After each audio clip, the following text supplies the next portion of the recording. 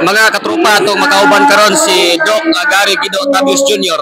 ang ato ang provincial health officer mga katropa kay kini karong adlaw gipahigayon ang kick-off ceremony sa bakuna eskwela mga katropa tinguha sa probinsya sa Bukidnon. Mga katropa labi na mga doctors and nurses mga katropa gikan sa SIDS o sa province nga mahatag ngadto sa kabataan ang luwas nga panglawas mga katropa. So karon ilang gipahingusgan nga mabakunahan ang ato mga estudyante o gipahigayon ang kick-off ceremony mga katropa dire sa may barangay Kasisang Senior High School mga katropa.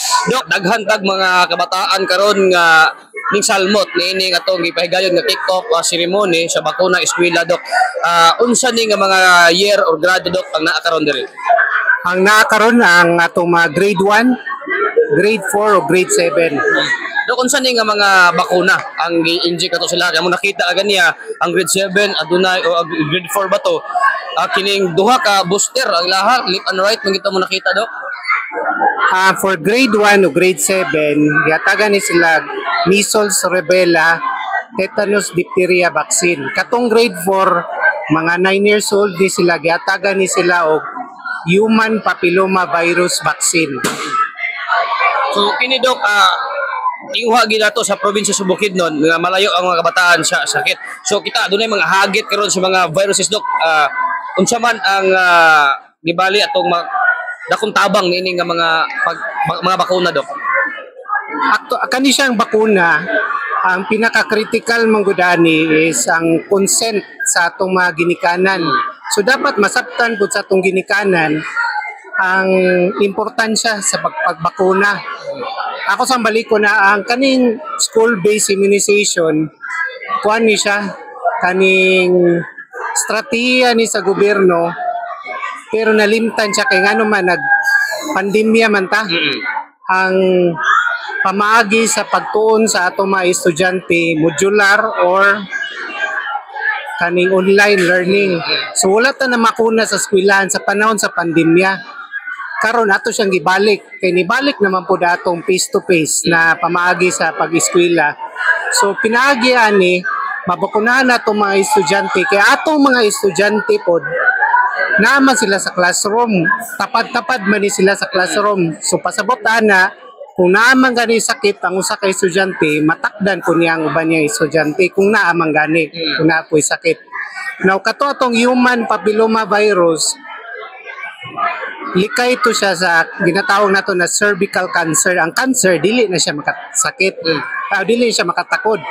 Apan ang human papilloma virus makatakod ni siya pinaagi sa mga pakipaghilawas ba.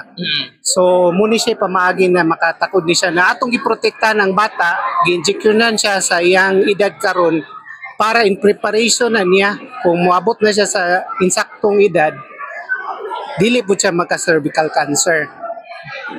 So Doc, challenge ni no sa ato mga health officer kay adunay mga ginikanan nga di ko magpa-inject kay lagi nahiluan lang utok ba atong last COVID-19 nga nilabay sa tuwang nasod Pilipinas basi mahadlok sila Doc. Unsa may mga pag-awhag na to ron Doc? Okay, ang kaning pagbakuna nato giingon ni sa atong mga principal ug kato sa atong mga speaker na dili ni siya bag-o, dugay na ni siya na teknolohiya. Mga 1900s pa to. Murag kapin na usa ka millennia man siguro ni na teknolohiya. So dugay na ni siya na kaning eksperimentuhan. So wala na ta karon sa stage na nag-eksperimento ta. Nagatag na ta sa usa ka proven na strategy.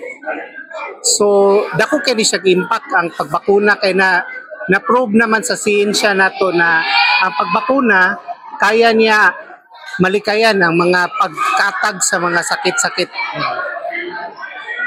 Okay. Doc, kini is from DOH region or national?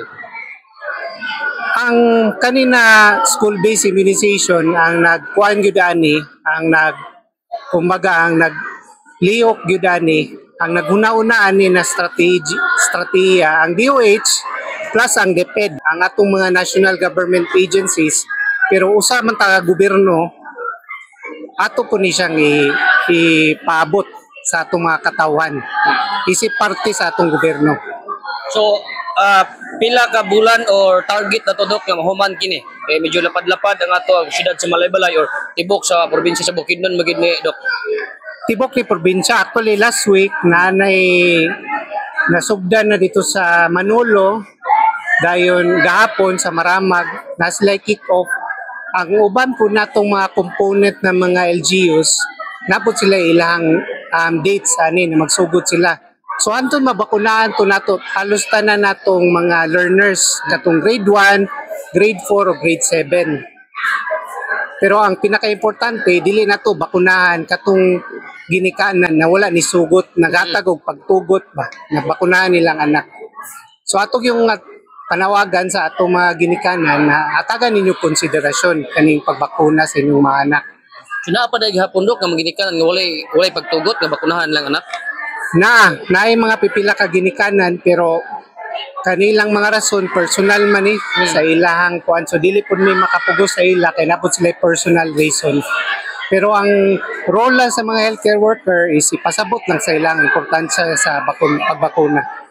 Dok, imo na lang mensahe sa mga ginikanan ug mga estudyante o maestra sa ato tibok probinsya sa Bukidnon kayong Cabarete sa probinsya sa Bukidnon mga Dok. So inautunta na atong suportahan atong school-based immunization program, natay mga bakuna na ipanghatag sa mga estudyante grade 1, grade 4, grade 7. Kanina mga bakuna luwas ni o tunta ato ni suportahan para maprotektuhan atong mga anak o atong mga learners. Salamat o maayong adlaw sa atong tanan.